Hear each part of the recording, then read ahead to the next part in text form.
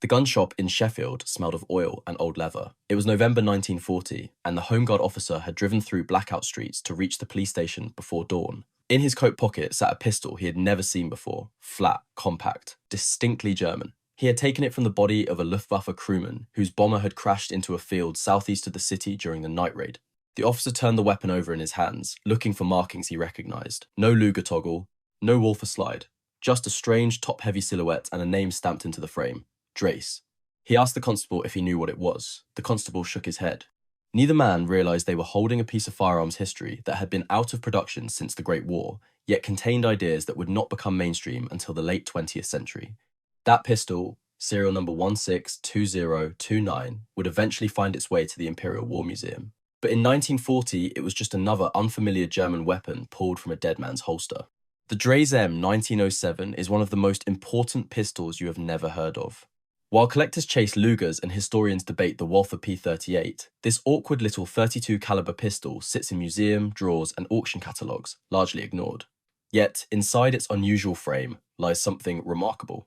A firing mechanism that would not become dominant until the 1980s, a design philosophy that Gaston Glock would make famous 3/4 of a century later. The Dreyse was a striker-fired pistol before the term existed, a glimpse of the future wrapped in Edwardian engineering.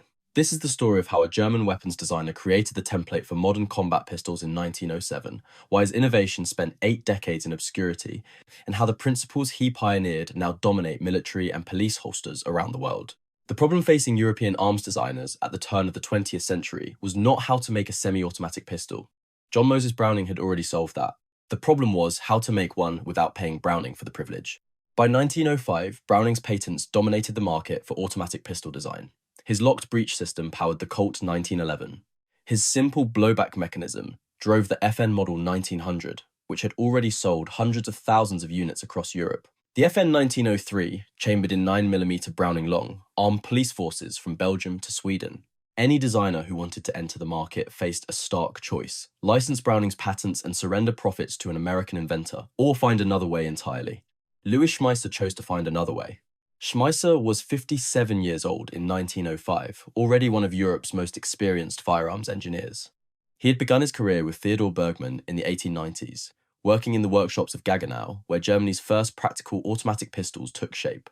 There he helped develop the Bergmann-Schmeisser 1894, arguably the first commercially successful semi-automatic pistol ever made. He had designed the Bergmann-Mars pistol and contributed to early machine gun development. His name appeared on patents across Europe. When Rheinische Metallwaren und Maschinenfabrik, the company that would become Rheinmetall, acquired the bankrupt Dreyse works in Sömmerda in 1901, they recruited Schmeisser as chief designer. The company had been founded in 1889 by Heinrich Erhardt, originally for ammunition production. By 1901, it had grown into one of Germany's largest armaments manufacturers, but it lacked expertise in small arms. Schmeisser provided that expertise. His task was to create a pocket pistol that could compete with Browning's designs without infringing Browning's patents. The name Dreyse carried weight in German arms making. Johann Nikolaus von Dreyse had invented the needle-fire rifle in 1836, a weapon so revolutionary that Prussia adopted it in 1841 and used it to crush Austria at Königgrätz in 1866. That battle, lasting only 7 hours, saw Prussian infantry fire 7 shots for every one their Austrian opponents managed with muzzleloaders. The Dreyse needle gun had made Prussia a great power. The Dreyse name meant innovation. It meant Prussian military prestige. It meant quality. Rheinmetall intended to exploit that reputation, even though Johann Dreyse had been dead for nearly 40 years, and his original company had gone bankrupt, making obsolete needle guns that could not compete with Mauser's metallic cartridge rifles. Louis Schmeisser would provide the engineering, the Dreyse name would provide the marketing. What Schmeisser created was unlike anything else on the market. Where Browning's pistols used external hammers to strike firing pins, Schmeisser eliminated the hammer entirely. Where Browning's slides enclosed the entire barrel and reciprocated along the full length of the frame, Schmeisser designed a crank slide that rode mostly along the top of the barrel with only a short section dropping down behind the chamber. Where Browning's mechanisms required multiple springs and pivot points, Schmeisser reduced the system to its essentials: a striker, a spring, and a trigger. The result was the Dreyse M1907. It was not beautiful. Contemporary observers noted its awkward grip angle and top-heavy balance. One modern collector calls it one of his favourite ugly guns. But inside that ungainly frame was something genuinely new.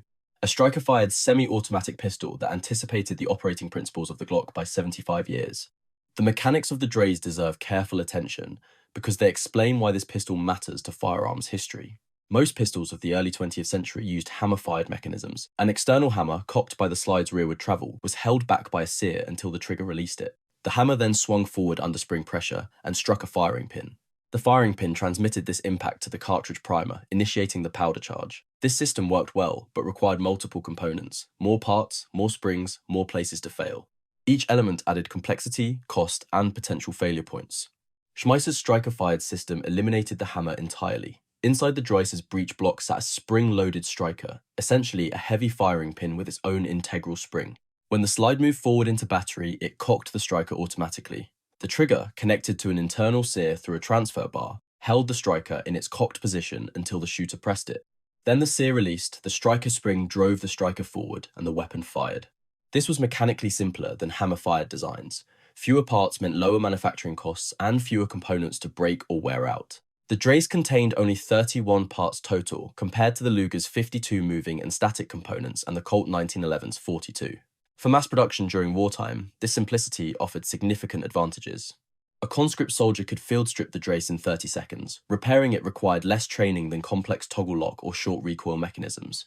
But Schmeisser added something else, something that would not become common on combat pistols until the 21st century. A cocking indicator built into the firing mechanism itself.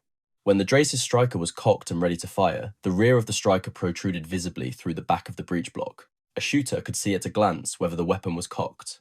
In darkness, they could feel the protruding striker with their thumb. This tactile and visual confirmation of the weapon's status, now common on modern pistols and required in some compliance regimes, appeared on the Dreyse in 1907. The numbers tell the technical story. The Dreyse measured 160mm overall, about 6.3 inches, with a barrel length of 93mm.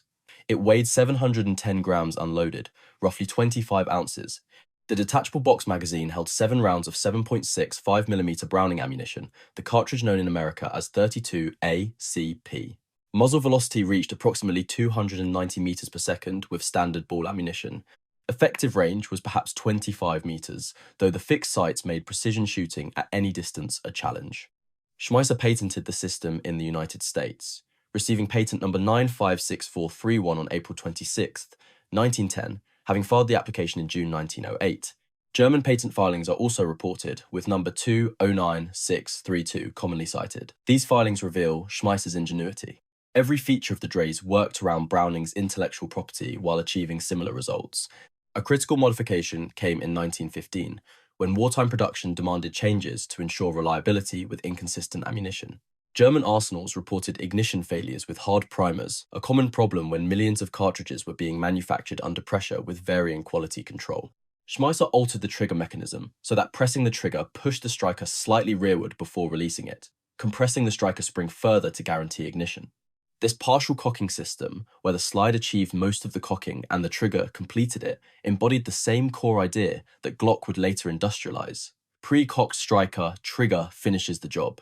Schmeisser invented it to deal with bad wartime primers. 7 decades later, Glock would use this concept to create the most successful combat pistol of the modern era. Production of the Dreyse M1907 began around 1908 at the Sommerda factory in the German state of Thuringia. The works employed several hundred workers in peacetime, producing pistols alongside industrial machinery. Commercial sales started slowly. The pistol competed against established designs from Browning, Mauser, and Walther in a crowded European market. Its 32 caliber chambering positioned it as a pocket pistol for civilian self-defense rather than a military sidearm. German officers who wanted semi-automatic pistols purchased Lugers. Then came the war. By late 1914, the German army faced a crisis that would define the next 4 years. The short victorious campaign promised by the generals, the plan to defeat France in 6 weeks before turning east against Russia, had failed at the Marne. What was supposed to be a war of movement became a war of entrenchment. Casualties mounted at a rate no army had anticipated. The German military expanded from 800,000 peacetime soldiers to over 4 million men under arms by the end of 1914 alone. And there were not enough pistols to go around. The Deutsche Waffen- und Munitionsfabriken factory in Berlin could produce only a limited number of P08 Luger pistols. Each Luger required precise machining of its distinctive toggle lock mechanism, a complex arrangement of links and pivots that demanded skilled labour and tight tolerances. Frontline combat officers had priority for these weapons. Staff officers, supply personnel, vehicle drivers, military police, and officer servants, Offiziersburschen in German, All required sidearms under military regulations but could not obtain the standard service pistol.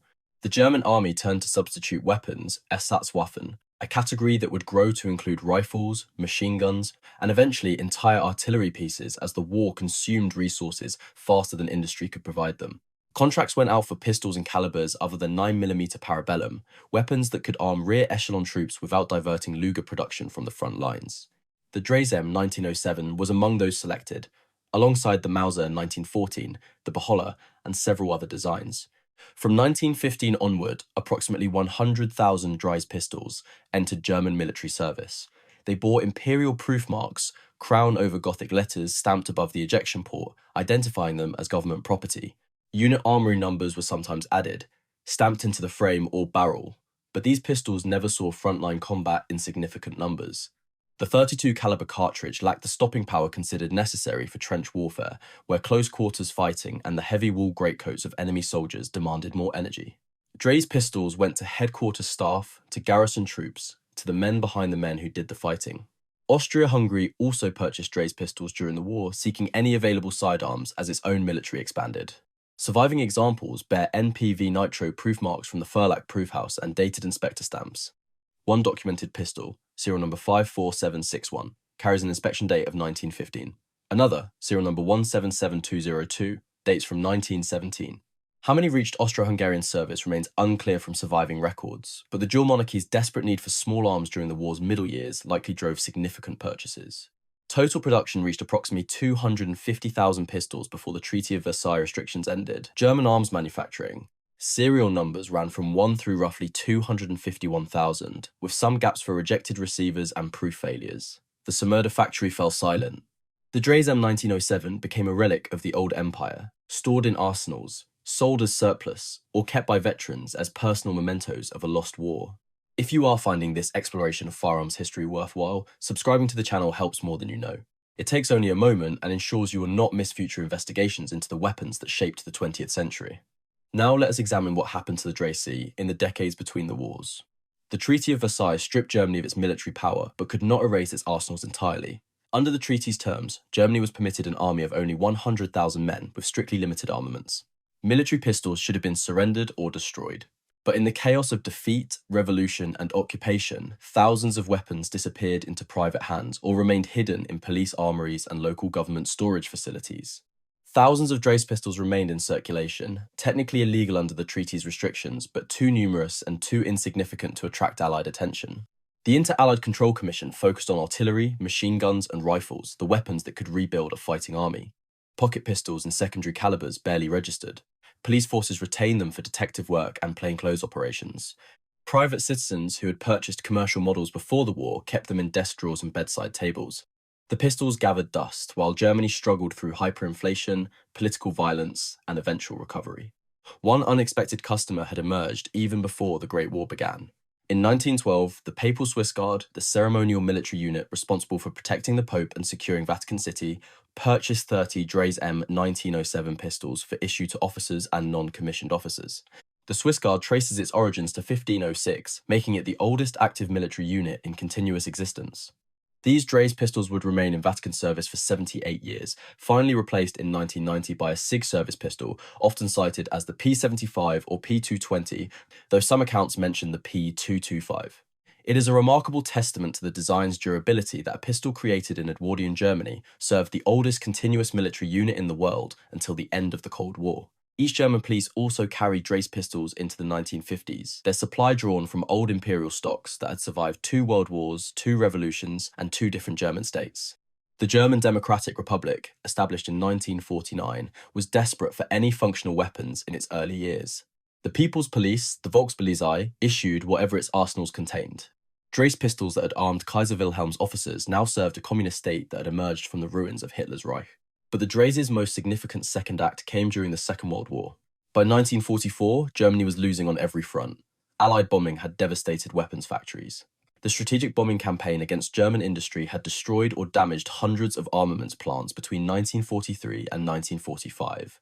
The Eastern Front consumed men and materiel faster than German industry could replace them. The Wehrmacht suffered over 1 million casualties in 1944 alone. Equipment losses were staggering. In October of that year, the Nazi regime created the Volkssturm, a people's militia comprising all males aged 16 to 60 who had not already been conscripted into military service. This was desperation made policy. The Volkssturm received whatever weapons remained in German arsenals: First World War Gewehr 98s, obsolete Bergmann and Maxim machine guns, foreign weapons captured during the years of conquest, Belgian rifles and Czech machine guns and French pistols, and pistols that had been sitting in storage for a quarter century. The Dreyse M1907 returned to German service, not as a primary combat weapon, not as a status symbol for officers, but as one of many surplus arms pressed into the hands of old men and teenage boys defending a collapsing Reich. Volksgrenadier divisions, hastily reconstituted from shattered units with minimal training and inadequate equipment, received similar armaments. If you carried a Dreyse in 1944, you were likely a rear area guard, a factory militiaman, or a desperate defender with nothing better available. Most World War II Dreyse pistols retain their original Imperial proof marks from 25 years earlier. New production was impossible. German industry was producing Walther P38s, some Lugers, and increasing numbers of cheap stamped metal pistols, but no one considered reviving the Dreyse line. These were the same guns that had equipped garrison troops and staff officers in 1916, now issued in ersatz pressed-off holsters made of pressed paper, sawdust, and bakelite because Germany could no longer afford leather. The Home Guard officer in Sheffield had taken his Dreyse from a Luftwaffe crewman, but how that airman obtained a pocket pistol more suited to a desk drawer than an aircraft remains unknown. Perhaps it was a personal weapon inherited from a father who had served in the Great War. Perhaps it was issued from some storage depot where nothing else was available. Perhaps it had been confiscated from a civilian and pressed into service. The records do not say. The crewman died in the crash. His pistol survived. The Dreyse M1907 never became a trophy weapon. Allied soldiers who liberated concentration camps, who fought through the hedgerows of Normandy, who crossed the Rhine into Germany, were not looking for .32 caliber pocket pistols. They wanted Lugers. The Luger P08 achieved legendary status precisely because the Dreyse did not. Where the Dreyse chambered a modest .32 caliber cartridge, the Luger fired the powerful 9mm parabellum round that would become the world's dominant military pistol caliber. Where the Dreyse served rear echelon troops who rarely saw combat, the Luger rode in the holsters of German officers leading infantry assaults through France, Poland, Russia, and North Africa. Where the Dreyse looked awkward and ungainly with its cranked slide and peculiar proportions, the Luger possessed an elegant, distinctive profile that became synonymous with German military power. Contemporary accounts confirm the disparity in desirability. British officers, according to military historian John Walther, generally preferred captured Lugers when the opportunity arose, even over their own issued Webley revolvers. American G is traded significant sums for Lugers, creating a black market in captured pistols that continues in collector circles to this day. A Luger in good condition could fetch $50 or more in 1945, a substantial sum when a private's base pay was $50 per month. The Luger became, in Walter's words, possibly the most popular war trophy of the war. Nobody was trading for Dreyse pistols. The numbers explain part of this disparity in desirability. The Luger's 9mm parabellum cartridge delivers approximately 500 joules of muzzle energy with standard ball ammunition. The Dreyse's .32 ACP delivers roughly 175 joules. In terms of raw stopping power, the Luger hits 3 times harder. For soldiers who might need their sidearm to save their life in close quarters fighting, this difference mattered enormously. A .32 caliber round could kill, certainly, but it lacked the immediate incapacitating effects that combat demanded. But there was also prestige. The Luger had equipped German officers since 1908. It represented German military professionalism, German engineering excellence, German threat. Its distinctive silhouette appeared in propaganda posters and war films. Taking a Luger from a dead or captured German officer meant taking a piece of the enemy's power. Taking a Dreyse from a supply clerk or a Volkssturm grandfather carried no such significance. This perception was unfair to the Dreyse's engineering, but perceptions drove trophy hunting, not engineering merit. By 1945, the Dreyse M1907 had been out of production for over 25 years, outclassed by more powerful pistols in more prestigious roles. It vanished into the footnotes of firearms history, remembered only by specialists and collectors willing to look past the glamour of more famous weapons. The striker-fired mechanism that Louis Schmeisser pioneered in 1907 did not die with the Dreyse. It survived in obscure designs, in engineering drawings, in the institutional memory of European arms makers. And in 1970, elements of it resurfaced in a weapon that would change the industry. Heckler & Koch, the West German firm founded in 1949 by former Mauser engineers, introduced the VP-70 in 1970. VP stood for Volkspistol, People's Pistol, a name deliberately echoing the wartime Volkswagen People's Car and Volksempfänger People's Radio. The VP-70 was revolutionary in ways the market was not ready to accept. It was the first pistol with a polymer frame, reducing weight and production costs dramatically compared to steel and aluminium construction. The VP-70 was also striker-fired, but its mechanism was a very different beast from the Dreyse. It operated as double action only, with the trigger performing the entire cocking and release cycle on every shot. This produced the notoriously heavy trigger pull, requiring roughly 20 pounds of force to fire, more than double most service pistols. Accuracy suffered. Ergonomics frustrated shooters. Military trials rejected it. Police departments passed. But the VP-70 proved that polymer construction could work in a combat pistol. Engineers who had worked on the VP-70 and its successor projects, the P7 squeeze cocker and the P9 series, carried that knowledge forward. The polymer revolution had begun, even if its trigger mechanism was not yet refined. Then came Glock. In 1980, the Austrian army announced a competition to replace its aging Walther P38 pistols, weapons dating from German occupation during the war. Among the competitors was a company that had never made a firearm. Glock GmbH, founded by Gaston Glock in 1963, had previously manufactured curtain rods, knife handles, entrenching tools, and synthetic grenades for the Austrian military. Glock himself had no formal training in firearms design. He was an engineer and businessman, not a gunsmith. But Glock had something equally valuable. He had no preconceptions about how a pistol should work. He was not constrained by tradition or by the weight of previous designs. He approached the problem from first principles. Glock assembled a team of engineers, including men who had worked on polymer pistol projects and understood both the potential and the pitfalls of striker-fired designs. He asked them to design a pistol that met the Austrian army's specific requirements.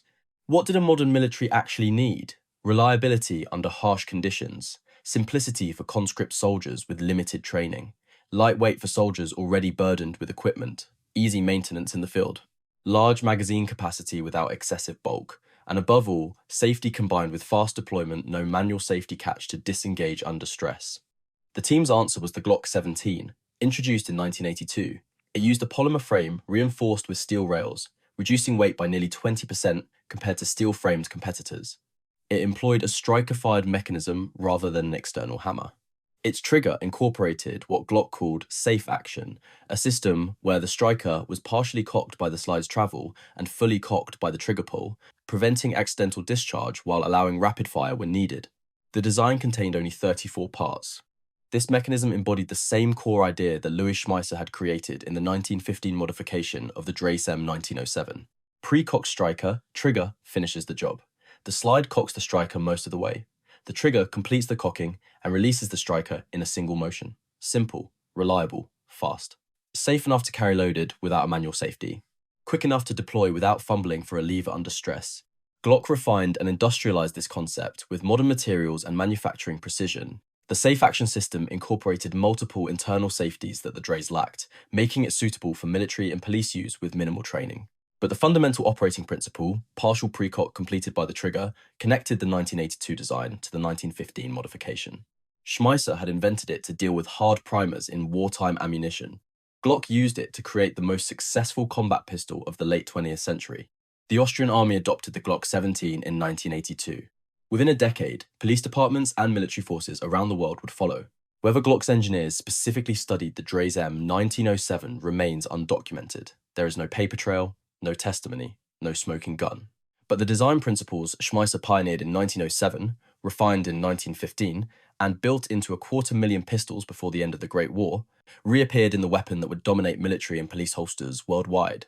The pistol history had passed over was finally vindicated.